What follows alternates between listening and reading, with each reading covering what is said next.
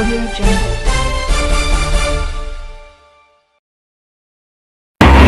প্রথমেই জানিয়ে দিব, মধ্যপ্রাচ্য জুড়ে ইসরায়েলের সম্প্রসারণবাদকে সমর্থনের কথা অস্বীকার করলেন মার্কিন দূত হাকাবি। এরপর জানিয়ে দিব, যুক্তরাষ্ট্র জুড়ে এপস্টিনের 6টি গোপন লকার, সেগুলোতে কি তিনি আপত্তিকর ফাইল রাখতেন? তারপর জানিয়ে দিব, যুক্তরাষ্ট্রের শীতকালীন তুষারঝড়ে বিপর্যস্ত জনজীবন, নিউ ইয়র্কে জরুরি অবস্থা। সর্বশেষ জানিয়ে দিব, ইসরায়েলের সম্প্রসারণবাদ সমর্থন করে মার্কিন রাষ্ট্রদূতের মন্তব্যে মুসলিম দেশগুলোর ক্ষোভ। দর্শক, এতক্ষণ শুনলেন সংবাদ শিরোনাম, এখন শুনবেন বিস্তারিত। তবে বিস্তারিত শোনার আগে এই ভিডিওটি কোথা থেকে দেখছেন তা অবশ্যই কমেন্টে জানান এবং নতুন খবর সবার আগে পেতে চ্যানেলটিকে সাবস্ক্রাইব করুন। তাহলে চলুন শুরু করা যাক। ইসরায়েলে নিযুক্ত যুক্তরাষ্ট্রের রাষ্ট্রদূত মাইক হাকাবি দাবি করেছেন, তার যে মন্তব্য নিয়ে সমালোচনা চলছে সেটি আংশিকভাবে সম্পাদিত। গতকাল রোববার সামাজিক যোগাযোগ মাধ্যমে দেওয়া পোস্টে হাকাবি এ দাবি করেছেন। সম্প্রতি মার্কিন টক শো উপস্থাপক টাকার কার্লসনকে দেওয়া সাক্ষাৎকারে হাকাবিকে বলতে শোনা যায়, মধ্যপ্রাচ্যের বিস্তীর্ণ অংশের ওপর ইসরায়েলের অধিকারের কথা বাইবেলে বর্ণিত আছে। গত শুক্রবার সাক্ষাৎকারটি প্রকাশিত হওয়ার পর আরব বিশ্বে এ নিয়ে ব্যাপক সমালোচনা তৈরি হয়। সৌদি আরব সহ অনেকেই তার এই বক্তব্যের নিন্দা জানান। এর মধ্যেই গতকাল সামাজিক যোগাযোগ মাধ্যমে দেওয়া পোস্টে হাকাবি লিখেছেন, টাকার কার্লসন যে সংস্করণটি এক্সে প্রকাশ করেছেন তাতে আমার পুরো উত্তরটিকে কাটছাঁট করা হয়েছে। সত্য আমাদের অনেকের জন্য গুরুত্বপূর্ণ, তবে টাকারের জন্য তা নয়, দুঃখজনক। আরব দেশগুলোর জোট আরব লীগও হাকাবির বক্তব্যের নিন্দা জানিয়েছিল। গতকাল আরব লীগের একটি নতুন অনুবাদক প্রয়োজন এমন একটি পোস্টও শেয়ার করেছেন হাকাবি। শুক্রবার প্রকাশিত ওই সাক্ষাৎকারে হাকাবিকে ইসরায়েলের ভৌগোলিক সীমা নিয়ে প্রশ্ন করেন টাকার কার্লসন। বাইবেলের আদি পুস্তকের বরাতে তিনি জানতে চান, আধুনিক ইসরায়েল রাষ্ট্রের কি ওই সব ভূমির ওপর অধিকার আছে যেগুলো আব্রাহামকে অর্থাৎ নবী ইব্রাহিম আলেকে দেওয়ার প্রতিশ্রুতির কথা বাইবেলে বর্ণিত আছে? উল্লিখিত জায়গাগুলোর অবস্থান ইরাকের ফোরাত নদী থেকে মিশরের নীল নদ পর্যন্ত বিস্তৃত। সেখানে বর্তমানে লেবানন, সিরিয়া, জর্ডান ও সৌদি আরবের কিছু অংশ অন্তর্ভুক্ত। জবাবে হাকাবি বলেন, তারা চাইলে এর পুরোটাই নিয়ে নিতে পারে। হাকাবি ইসরায়েলের কট্টর সমর্থক হিসেবে পরিচিত। গত বছর ইসরায়েলে মার্কিন রাষ্ট্রদূত হিসেবে নিয়োগ পান তিনি। মার্কিন প্রেসিডেন্ট ডোনাল্ড ট্রাম্পই তাকে নিয়োগ দিয়েছেন। সমালোচনার মুখে গতকাল হাকাবিকে তার বক্তব্যটি অস্বীকার করতে দেখা গেছে। তিনি দাবি করেন, কার্লসন তার কথাগুলোকে অপ্রাসঙ্গিকভাবে উপস্থাপন করেছেন। হাকাবি জিউইশ ইনসাইডারের একটি নিবন্ধ শেয়ার করেছেন। ওই নিবন্ধের শিরোনাম হল, আংশিকভাবে পাওয়া মন্তব্যের ভিত্তিতে সৌদি আরব হাকাবির বিরুদ্ধে আঞ্চলিক তৎপরতায় নেতৃত্ব দিচ্ছে। যুক্তরাষ্ট্রের পররাষ্ট্র বিভাগ হাকাবির মন্তব্য সম্পর্কে প্রকাশ্যে কোনো বক্তব্য দেননি। এ ব্যাপারে বক্তব্য জানতে আল জাজিরার পক্ষ থেকে বারবার অনুরোধ করা সত্ত্বেও সাড়া পাওয়া যায়নি। তবে যুক্তরাষ্ট্রভিত্তিক মানবাধিকার সংস্থা DAWN এর অ্যাডভোকেসি ডিরেক্টর রায়েদ জারার জোর দিয়ে বলেছেন, হাকাবির এই বক্তব্য কোনো অনিচ্ছাকৃত ভুল ছিল না। তিনি এই রাষ্ট্রদূতকে বরখাস্ত করতে ট্রাম্প প্রশাসনের প্রতি আহ্বান জানিয়েছেন। রায়েদ জারার আল জাজিরাকে বলেন, একজন রাষ্ট্রদূত যিনি প্রকাশ্যে মধ্যপ্রাচ্য জুড়ে ইসরায়েলি ভূখণ্ড বিস্তারের সমর্থন করেন, তিনি যুক্তরাষ্ট্রের প্রতিনিধি হিসেবে দায়িত্ব পালন করতে পারেন না।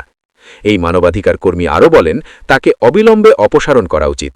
তার বিরুদ্ধে ট্রাম্প প্রশাসনের পদক্ষেপ নিতে ব্যর্থতা বিশ্ব হাকাবির মতাদর্শের প্রতি সমর্থন হিসেবেই দেখবে।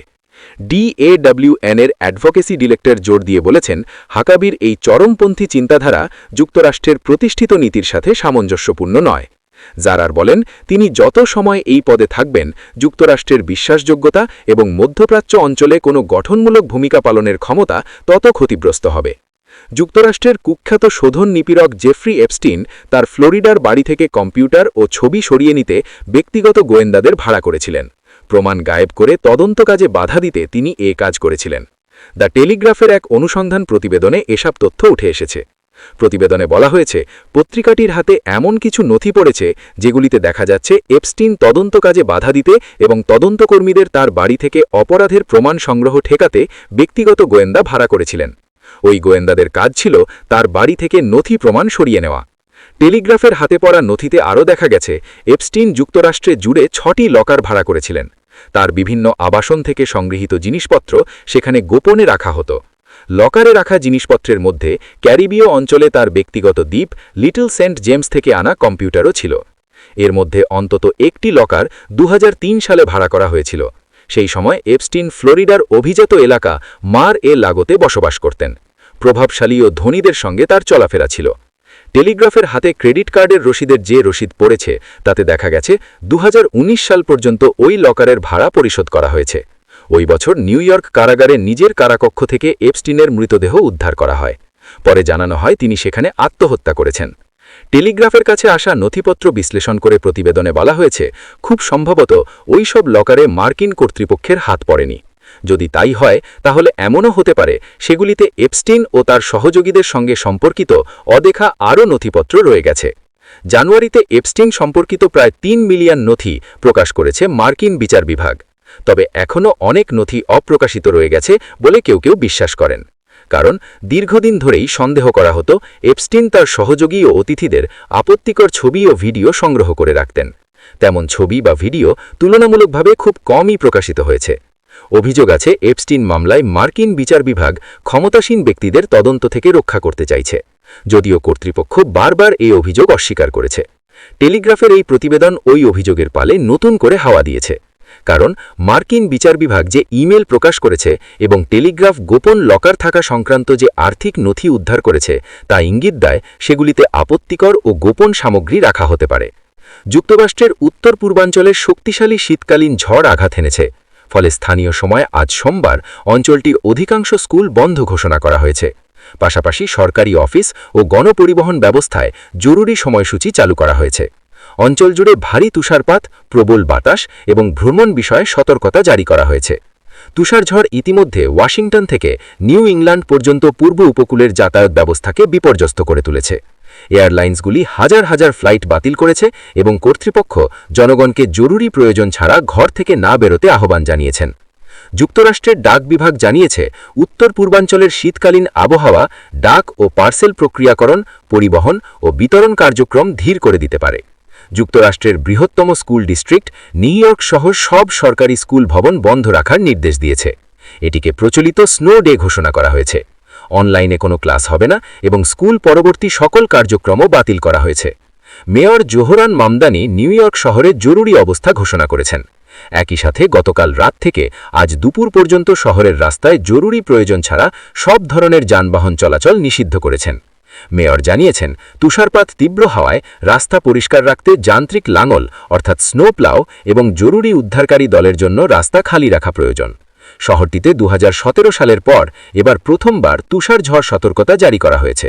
নিউ ইয়র্ক শহরের সব সরকারি অফিসে সরাসরি সেবাদান বন্ধ থাকবে এবং একান্ত জরুরি নয় এমন মিউনিসিপ্যাল অফিসের কর্মীরা বাড়ি থেকে কাজ করতে পারবেন। জোহরান বলেন, আমি প্রত্যেক নিউ ইয়র্কবাসীকে বাড়িতে থাকার অনুরোধ করছি। আঞ্চলিক জরুরি অবস্থা। নিউ ইয়র্কের গভর্নর ক্যাথি হোকল জানিয়েছেন লং আইল্যান্ড, নিউ ইয়র্ক শহর এবং লোয়ার হাডসন ভ্যালিতে সহায়তার জন্য 100 ন্যাশনাল গার্ড সদস্য মোতায়েন করা হয়েছে। কারণ এই সব অঞ্চলে ভারী তুষারপাত এবং উপকূলীয় বাতাসের প্রকোপ সবচেয়ে বেশি হতে পারে বলে আশঙ্কা করা হচ্ছে। এই ঝড়ের কারণে সোমবার ম্যানহাটানে অবস্থিত জাতিসংঘ সদর দপ্তর কমপ্লেক্সও বন্ধ রাখতে হয়েছে। ডিপার্টমেন্ট অফ হোমল্যান্ড সিকিউরিটি জানিয়েছে উত্তর পূর্বাঞ্চলের কিছু অংশে 2 ফুট পর্যন্ত তুষারপাত হতে পারে এবং বাতাসের গতিবেগ ঘণ্টায় সর্বোচ্চ 70 মাইল পর্যন্ত হতে পারে।